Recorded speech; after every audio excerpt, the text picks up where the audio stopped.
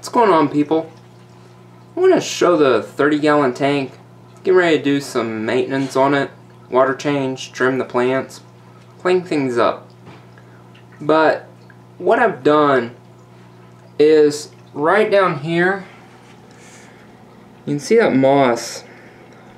I was getting that pretty bad, and it's a type of moss you can kind of pull out and throw away, but it was getting to be a hassle, and I actually don't have any, or I didn't have any algae in here. All I had was, you know, my neon tetras, rasboras, and glowlights. And of course then the shrimp. But the shrimp feed a little bit on algae, but most of theirs is scavenging around for old food. But when I broke down the 225, the otocinclus, I put them in here, and since then the algae has actually stopped increasing and decreasing some. So, you know, they're hitting it and getting rid of it. The other thing, this Ricky moss, I keep trying to cut it, but the faster I cut it, the worse it looks. And so I let it go for a little bit, seeing if it would, you know, pop back, and it's really not. So I'm not really for sure what's up with that, but I'm just not liking how it looks in here. So I think I'm going to, you know, get rid of it. I might let the little bit still at the top float, but, you know, keep it to a minimum, not let it get really going crazy. The Sargian rippins down here, it's actually starting to spread and come in.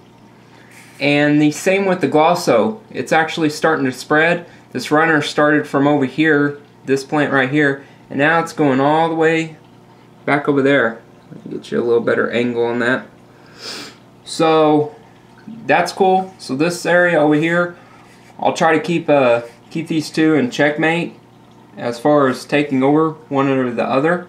Got a little bit of the flame moss that's broken loose from up here, which is doing very nicely up here, but it's got a couple spots that's broken loose, so I'll jerk that out and get rid of it. I don't want it to try to start taking over in other places. Over here, I'm going to try to get rid of the rest of this dwarf sedge. I got in the pearl weed I was finally waiting on, so I'll get some of that put over here and make this area hopefully the pearl weed. The tiger lotus lily is starting to put on some new leaves. I guess that bulb, the plant just needed like maybe a dormant period, but it's starting to come back now.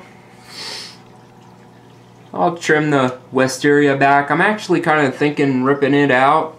I got in some Ligwigia. I think some Ligwigia would look a little bit better back there. You know, it's more of a stem plant like the Rotella indica, which the Rotella indica needs to be trimmed back a little bit. You can see after it gets too long it starts coming toward the front. Everything else is doing nice. I might even try to throw another piece of Anubis back in here. Try to get it growing this way on this trunk. Besides that, 30's doing well. Just, you know, doing water changes. I've actually got it where I'm doing only about one water change every 2 weeks. This time, since I was messing so much with the 225, I actually did not do a water change for 3 weeks. So this is 3 weeks without a water change. But I'll get all those plants trimmed and the water change done, and I'll give you another show. Okay, here's the follow-up with the 30-gallon. Did the water change, trimmed the plants. So down here with the Glosso, basically I just chopped the tops off to promote the horizontal growth instead of the vertical. I cleaned up the Amazon sword, got rid of some of the nasty leaves. The Rickia moss, I kind of stuffed it in between the clamps that hold my hoses. Thought maybe that I'd keep it from floating around and maybe getting it to grow around that. Seen some other YouTubers do that. Rotella indica, trimmed it, and when you trim this stuff, if you kind of leave some of the longer midway shoots, don't ever just come in and just chop it straight. It doesn't look as natural. Now I've got some multiple links there. Didn't do anything really to the Creeping Charlie. Over here, I centered this Tiger Lotus Lily a little bit more.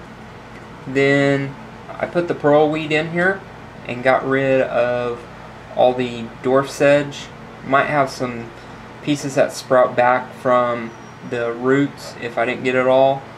And you know, I mean, you can see right there's some.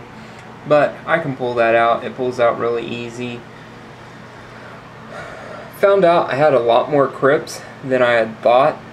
So I pulled some of those, thinned them out a little bit, and I got rid of all the wisteria. Put back there some Liguigia. So we'll see how that goes. And then I also put in a little bit more Nubus Nana to try to get it, you know, growing down on this piece of the trunk. And then I did not do anything to the flame moss. It's still doing pretty good. I've got a couple pieces that are hitting the top of the water, but that's okay. But everything's looking good. Just thought I'd show you what the tank looked like after a water change. Still got a lot of the bubbles that come in with the water, but that'll clear up.